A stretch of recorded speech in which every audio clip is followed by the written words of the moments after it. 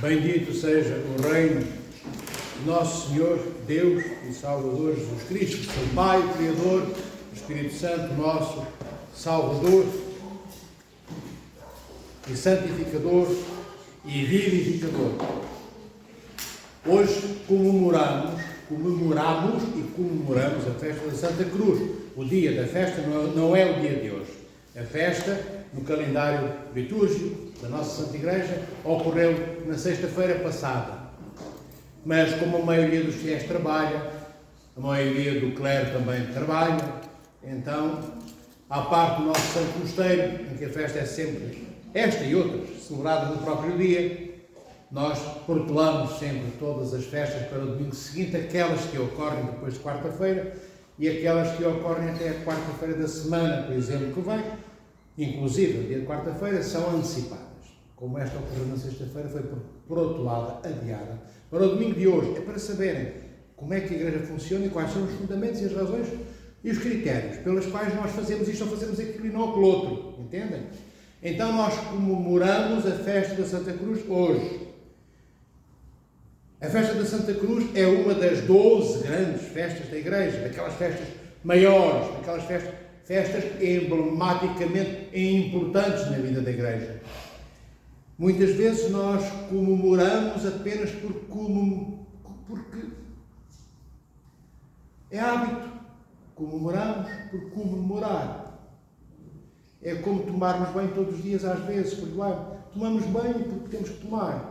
Mas nem prestamos muita atenção à forma como nos lavamos. Dizemos bom dia ao vizinho ou à vizinha porque é habitual. Fica bem socialmente dizer um bom dia, uma boa tarde, mas não estamos inteiros no que fazemos, naquele bom dia. Não estamos atentos ao banho que tomamos e aos detalhes que o nosso corpo sujo e muito, tantas vezes, requer da nossa atenção. Então não podemos, quero dizer, comemorar a festa da exaltação da Santíssima Cruz de Nosso Senhor Jesus Cristo com esta moribundice de quem anda azoado, meio tonto e apelarmado pela vida, sem lucidez, sem estar atento, sem estar desperto, sem estar sensível, como se nos desse uma martelada na perna e nada sentíssemos. Temos que sentir as coisas e quando dói gritamos. E quando dói, gritamos. E quando dói muito, choramos também. E quando dói ainda mais, a dor dos outros doendo em nós, não só gritamos, não só choramos, como abraçamos também os outros. É neste abraço, amados irmãos e irmãs, que encontramos a razão desta festa. E a razão desta festa é a cruz. E a razão da cruz é o abraço pré-eterno desde antes da fundação do mundo, como tantas vezes vos tenho dito. É essa a razão. Esse abraço eterno de Deus. Desde antes, desde muito antes, o nosso rosto haver sido conhecido na criação das coisas criadas no cosmos e no espaço visíveis. Muito antes disso nós tivemos e temos rosto diante do nosso Criador. Antes que o vento houvesse tocado o nosso rosto, naquela brisa suave da manhã da qual fala o profeta Elias no Antigo Testamento, muito antes a brisa do amor de Deus nos tocou e ainda não éramos matéria criada, e ainda não éramos partículas subatómicas, e ainda não éramos átomos, nem eletrões, nem prótons, nem tudo isso junto, formando este puzzle que somos nós, neste corpo orgânico e espiritual, matéria e espírito, corpo e alma. Ainda não éramos isto no mundo das coisas criadas, dizia eu. E Deus já nos via inteiros. E Deus já nos amava profundamente, de uma forma orgânica, mística, espiritual, apaixonada. Nós já éramos os seus amores. Nós continuamos a ser os seus amores. E é por isso que no Jardim do Éden existia a árvore da vida. Aquela na qual o homem, Adão e Eva, não tocaram por amor de Deus, que os retirou do paraíso antes que eles ousassem cometer o segundo erro, porque já haviam cometido o primeiro, comendo da árvore do conhecimento do bem e do mal. Não fossem eles tão bem comer da árvore da vida, ou tentar, e morressem eternamente numa morte sem retorno, e fossem imortais no inferno, porque tocariam na árvore da vida, na desobediência e no pecado assumidamente absolutos. Então Deus retira-os, como já vos disse. Estou apenas a relembrar, a propósito da festa da Santa Cruz de hoje, retira-os do Éden por amor, para lhes dar uma oportunidade que eles ainda não sabiam que existia, nem sequer viam isso, nem tinham como ver, porque o pecado ofuscou-os na negritude absoluta. Eles apenas se deparavam com a dor das coisas. O trabalho começou a ser árduo, no paraíso não era, tudo começou a ser dor, tudo começou a ser quente, naquele período estival do verão, frio e gélido no período invernal, e por aí fora tudo se tornou complicado para o homem, Adão e Eva, e para nós, seus herdeiros dessas consequências. Dizia eu, mas a árvore da vida já estava no Éden. E a árvore da vida, amados irmãos, no Éden, é a própria cruz, nosso Senhor Deus e Salvador Jesus Cristo. É a cruz que é a árvore da vida. Nós, quando falamos da cruz de Cristo, ou ouvimos falar da cruz, já nos começamos a arrepiar. E se pudermos escondermos, nós escondemos. E se pudermos evitar ouvir 2 vezes falar da cruz, nós evitaremos. Não gostamos. Porque a cruz lembra-nos logo algo de difícil, mau, algo até para muitos que nos faz perder tempo, nem faz sentido. Tanta coisa boa na vida para viver, e eu ando a prestar atenção à cruz de Cristo. Com tanto bailarico e bar e boate e praia e rock in Rio, rock em Bangkok e mais não sei quantas coisas da vida do mundo, que são aquelas coisas apelativas, que vêm como um tsunami. Vêm como um tsunami e levam-nos para longe de Deus, como um tsunami nos leva para longe da vida, porque nos mata. Um tsunami mata. Ficamos enterrados boiando. Ficamos enterrados, não estáticos dentro de um caixão, mas navegando mortos pelas águas que o tsunami nos trouxe. Também, amados irmãos e irmãs, acontece o mesmo quando nós não amamos a cruz de nosso Senhor Jesus Cristo e somos levados pelos tsunamis deste mundo.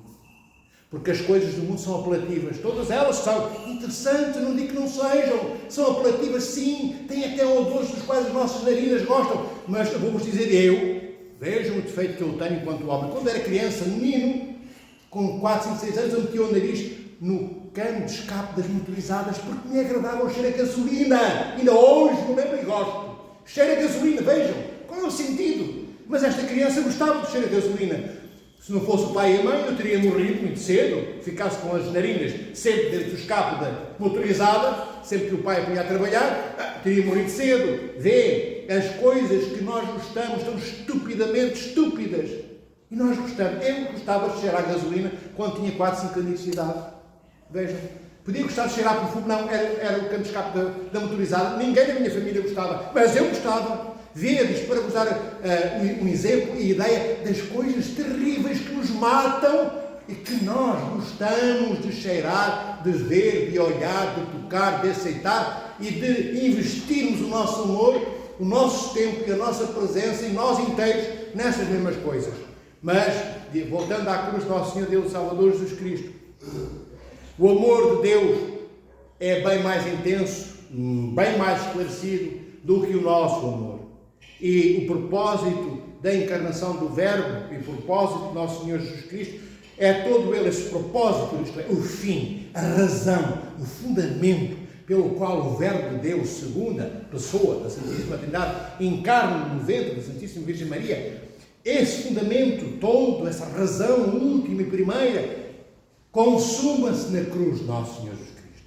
É na cruz de Cristo, nosso Senhor, quando Ele sobe à cruz, quando Ele está no topo, pregado naquela cruz, entre 2 ladrões, que esse abraço do qual eu vos falei há pouco, inicialmente, nesta conversa, esse abraço que vem de antes da fundação do mundo, esse abraço que Deus dá, Deus, o Pai, o Filho e o Espírito Santo, a todos aqueles que Ele vai, cujo rosto Ele vai revelar quando cria o cosmos.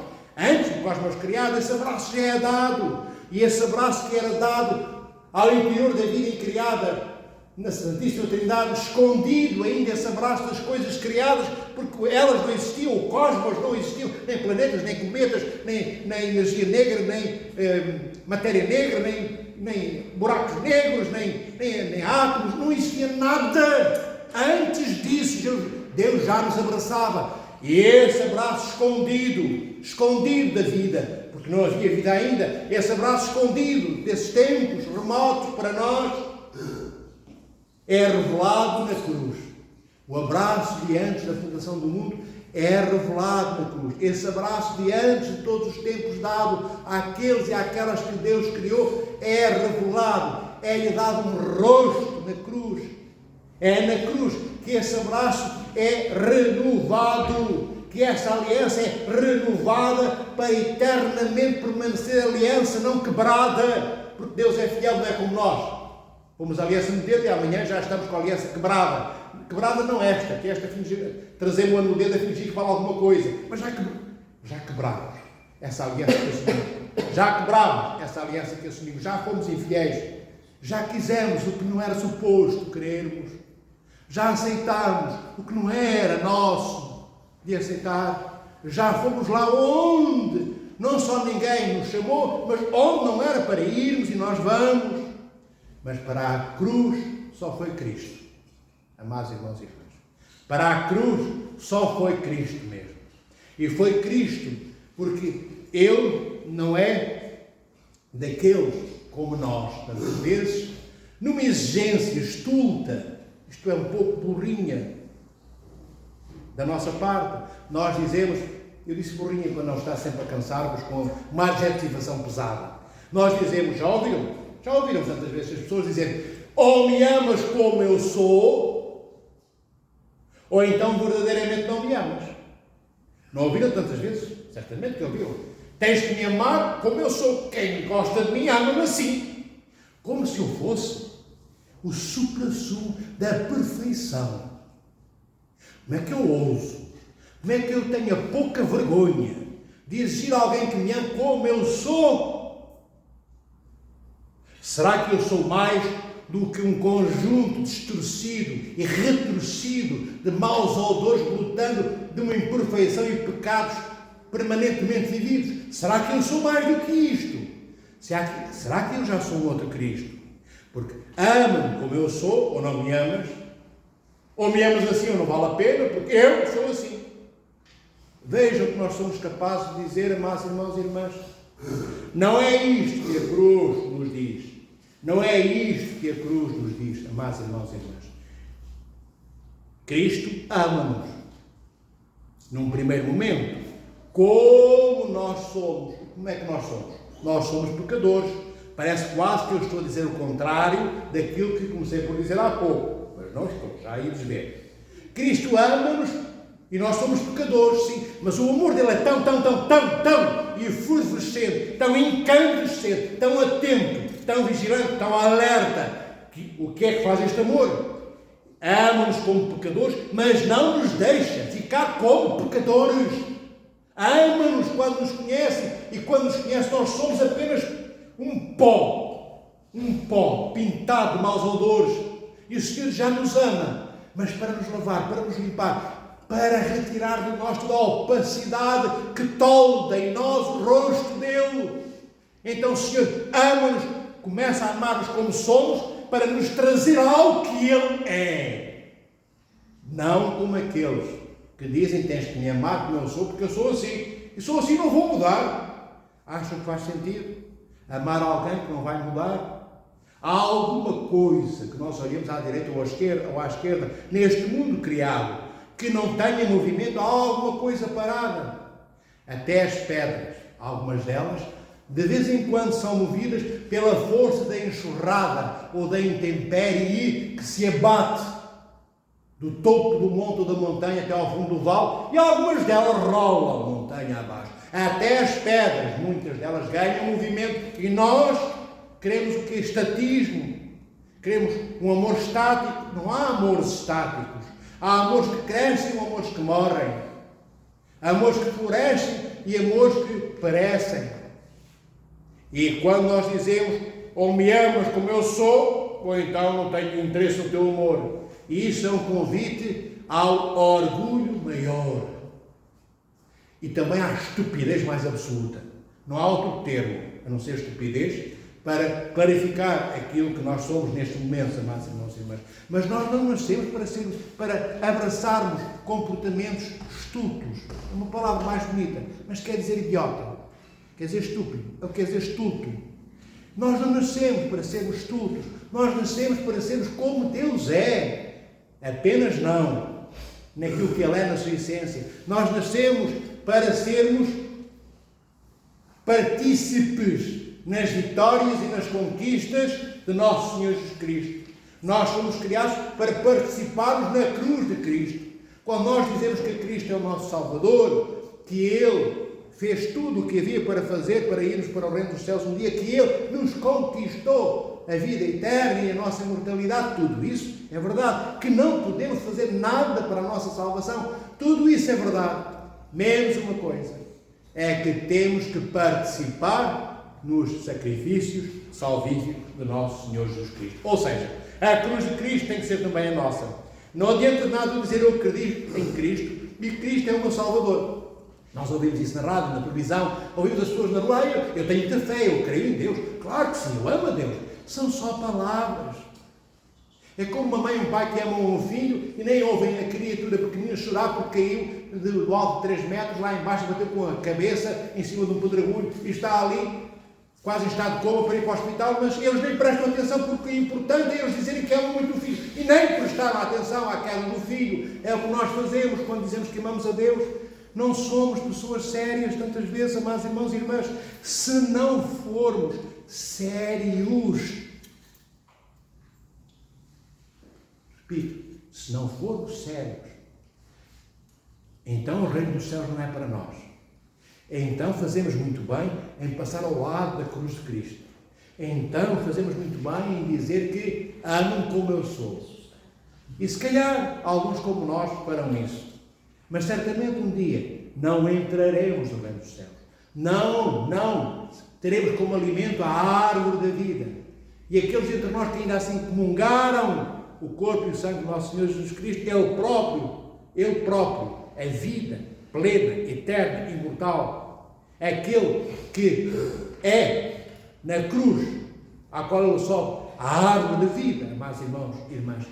Então, possivelmente, não teremos como mais ser jamais aquilo que o Senhor nos pede que sejamos.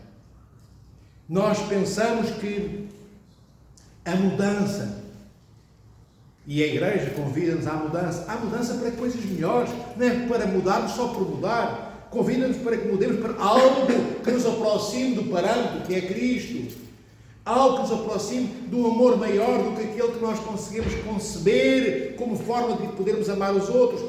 A Igreja vem-nos anunciar isso. A Igreja é aquela que nos regenera, nos restaura, para que após a nossa regeneração ao interior da Igreja possamos ser recriados pelo Espírito Santo, recriados à imagem primeira daquele abraço inicial dado por Deus antes de termos tido um rosto invisível no mundo das coisas criadas. Temos que prestar atenção a estas coisas, queridos irmãos e irmãs. Temos que ser profundamente sérios. Se não formos sérios, nascemos então para quê? Nem vos vou dizer para quê, sabeis para quê? Será que é esse o trajeto maior?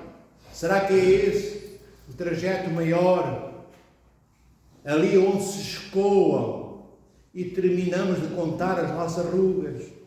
Será que não era bom continuar a contar rugas pelo menos por mais um tempo e um dia olhar para o nosso rosto sem elas no reino dos céus, onde está o Senhor da vida, onde a árvore da vida imorroi e morredora florescerá, reverberará, isto é, resplandecerá para sempre, eternamente, no reino dos céus, no centro, no epicentro do amor de Cristo que somos chamados a viver. Será que não é isso melhor do que deixarmos apenas levar pelas coisas transitórias, fugazes deste mundo? Ver tudo o que o mundo nos oferece, por mais bem ajeizado que venha, como os burros, ou cavalos, ou corcéis, quando os ajeizamos à andaluza. Sabe o que é isto de ajeizar um corcel, um cavalo, ou à andaluza? É prepará-lo com as melhores vestes que se põe num cavalo num dia de festa ou num corcel. Chama-se ajeizar o cavalo ou o corcel à andaluza. Mas ele não deixa, por mais bem ajeizado e lantejoulas que tenha, de ser uma besta. É uma besta. É uma besta que eu gosto. Gosto do meu cavalo, gosto de fazer festinhas, eu trato-o bem, eu passei pela relva num lameiro fresco, eu dou-lhe as águas frescas para que ele beba e não tenha sede. Eu gosto do bichinho que ali está, mas ele é um cavalo. Nós não nascemos para ser cavalos, nós nascemos para sermos o que Deus é, pela graça, e não na essência, e não pela essência. Nós nascemos para sermos deuses, como diz São Máximo, o confessor, deuses, segundo a graça, não segundo a essência. Deuses porquê? Deuses porquê? Porque somos chamados a tamanha missão, somos chamados a receber tão grande herança. E essa herança é o quê? São os poderes todos que Deus comunica connosco, desde a sua inteligência, a sua imortalidade, a sua sabedoria, perdão, generosidade, a sua beleza que ecoa pela criação cósmica e pela criação angélica, que brota da sua majestade e da sua glória. Nós somos herdeiros dessa luminosidade de Tabor, daquela luz incriada que Pedro, Tiago e João viveram, presenciaram e viveram novamente, onde estava Moisés e Elias. Nós somos da raça de Deus. A cruz é o cunho que nos é posto na alma e no corpo para aqueles que aceitam esse cunho. E a partir daí, quando aceitamos a cruz, nós temos a marca que nos permite que aqueles que olham em torno de nós, para cada um de nós, reconheçam em nós que não somos iguais. Não porque somos melhores, mas porque decidimos ser outra coisa que eles não são. Decidimos ser daqueles que os servem, daqueles que os amam quando o nosso serviço não é desejado, quando o nosso amor não é pedido.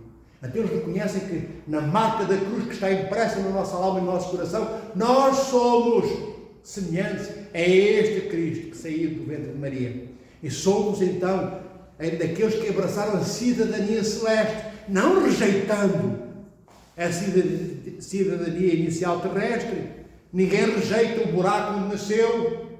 Cada um gosta das coisas pobres, se foram pobres no seu nascimento, se forem bons filhos, bons homens, boas mulheres, bons adolescentes ou início de adulto, enfim, bem crescido, bem nutrido. Nós temos saudades até dos brinquedos com os quais brincámos quando éramos crianças, que já nos deram partidos, até daquele calhambeque sem rodinhas nós gostamos. Então nós não vamos ajeitar a nossa cidadania terrestre, vamos alcançá-la lá bem alto, onde esta cidadania terrestre estará pronta pela aceitação da cruz, fazendo nós o que Cristo fez na cruz, nas cruzes das nossas vidas, chegando lá com esta cidadania terrestre ao reino dos céus, para sermos portadores, para que este esqueleto terrestre, já corpo glorioso, transfigurado, possa receber a indumentária, o vestido, a vestimenta celestial da imortalidade, dessa cidadania celeste. O Verbo encarna, amados irmãos e irmãs, para que nós possamos ser cidadãos dos céus e não escoarmos todos os dons desbaratados nesta terra com a morte que nos enterra e nos leva para o esquecimento, porque a morte arranca a nossa beleza, esfacela a nossa esperança, destrói a nossa memória. Não houvera Deus e não haveria memória depois da morte. enquanto estivermos enterrados, adormecidos nos cemitérios, teremos memória, teremos, porque a alma está viva e a alma tem memória. E a alma esperará a nossa alma que o nosso corpo seja ressuscitado. Porque, para aqueles que não sabem, que estão cá pelas primeiras vezes, o reino dos céus não foi feito por Deus para almas. O reino dos céus não é para espíritos, nem para almas com corpos. Como diz São Paulo, o apóstolo, para aqueles que gostam tanto da Sagrada Escritura, e nós gostamos. São Paulo diz que o reino dos céus é para corpos com alma. É um espaço geográfico ou místico. Místico porquê? Porque ainda é misterioso, porque nós não conhecemos, e é pleno do Espírito Santo, mas é para o nosso corpo saído da terra dos dormentes. Nada ficará nos cemitérios, amados irmãos e irmãs. Só campas vazias. Se campas ficarem, porque até os séculos e os milénios comem campas. Até essas ficam reduzidas a pó. Mas nós não nos misturaremos com o pó da terra. Nós somos pó da terra, chamados a sermos deuses como Deus é. Por semelhança, repito, não pela essência ou natureza de Deus. Então, é este convite que a cruz nos faz. Mas o convite que a cruz nos faz é um convite à nossa humildade. Nós sabemos que esta é a nossa herança, mas isto não nos envaidece, ou não deve envaidecer. Deve responsabilizar-nos. E só é responsável quem é sério. Por isso, eu há pouco fazia apelo e dizia que todos temos que ser sérios. Se formos sérios, somos responsáveis.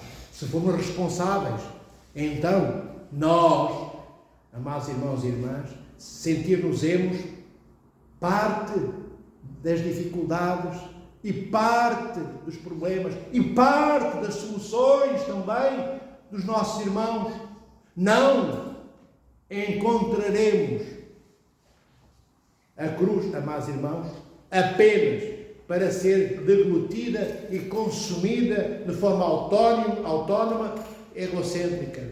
A cruz é um trampolim que me leva ao encontro dos meus irmãos. É como se eu saltasse para cima de uma mola e não me preocupo mais com as prioridades que já não tenho, no sentido de serem aquelas que eu tinha. Eu tenho prioridades novas. As prioridades, depois de eu encontrar a cruz de Cristo, são aquelas que Cristo encontrou na cruz. E o que Cristo encontrou na cruz foram as dificuldades de todos nós, que eram os nossos pecados, de todas as eras, que Cristo assume, que o Senhor restaura, que Ele toma como se fossem pecados dele, sendo todos eles nossos. Então é isso que nós devemos encontrar nas nossas cruzes do dia a dia, cada um de nós. É encontrar, como dizer, as dificuldades dos nossos irmãos e irmãs, fazendo delas nossas, mas que isto não seja treta da igreja, filhos. Eu digo treta porque eu sei que às vezes cansa, é uma coisa que o bispo diz, mas o que é que isto tem a ver com a minha vida? Os problemas dos outros, o que é que têm a ver comigo? Têm a ver tudo comigo, amados irmãos, tudo, porque eu não fui criado sozinho. Eu tenho uma quantidade de milhões de pessoas que vivem no mesmo planeta que eu, e antes de serem milhões eram centenas de milhares, dezenas de milhares, e antes disso eram dois, Adão e Eva, que se multiplicaram para que do terceiro que nasceu, depois da queda. Então, eu não fui criado para viver só. Porquê? Porque Deus é trihipostático. O Deus triúnico, que é o nosso único Deus, Ele é o Pai, Ele é o Filho, Ele é o Espírito Santo. Ele é três. Ele não é um. Ele é o único Deus. Mas Ele é três pessoas e um único Deus. Um só Deus. Ele é uno. Mas hipostasiado na pessoa do Pai, do Filho e do Espírito Santo. Então, nós somos plural desde que a Trindade é a Trindade. Ele é a Trindade desde antes da fundação do mundo. Nós somos número, não pelo número em si, mas porque não há amor vivido de mim para mim, eu amando a mim mesmo, eu amando a mim próprio, eu achando e admirando-me profundamente que sou muito inteligente, e sou muito isto, sou muito importante, sou muito aquilo e com outro. Nem eu com aquele ou com aquela, somos apenas dois em amor daqui para lá, que bate como uma bola que bate na parede e salta para a minha mão. É por isso que o amor é vivido na dinâmica do apelo ao terceiro, que tem que existir a partir do amor que une os dois primeiros. Vejam a Trindade, nunca poderia ser outra coisa que não Trindade, porque o amor do Pai, do Filho e do Espírito Santo naturalmente são tão intensamente vividos na dinâmica de ser o amor de cada uma destas pessoas trinitárias dada à outra, que acontece nesse movimento aquilo que nós chamamos a pericorese, que é um movimento de amor ininterrupto. É esse amor que faz com que este Deus de vida incriada tivesse que criar a vida criada, porque não podia ficar autocontemplando-se ao interior da vida incriada dentro da Santíssima Trindade. Tinha que haver algo fora dele, fora do que ele é, que não é da natureza dele, e esse algo somos nós. Então esta matriz, este cunho, está impresso em cada átomo que nos compõe, em cada pedacinho do mistério que é a nossa alma. Nós somos permanentemente convidados a estarmos com o próximo, com a próxima, com o outro. Amados irmãos e irmãs, nós vemos isso na criação de Deus. Até as abelhas, vejam, não vão sempre para aquela pedra, não vão sempre para aquela flor, elas poisam nesta, vão buscar pólen naquela, elas esvoaçam por cima da beleza da criação de Deus. É isto, para terminar, queridas irmãos e irmãs, que vos quero dizer: amar como Cristo ama é amar o próximo, é amar o outro, como a nós mesmos. Foi o que o Senhor fez.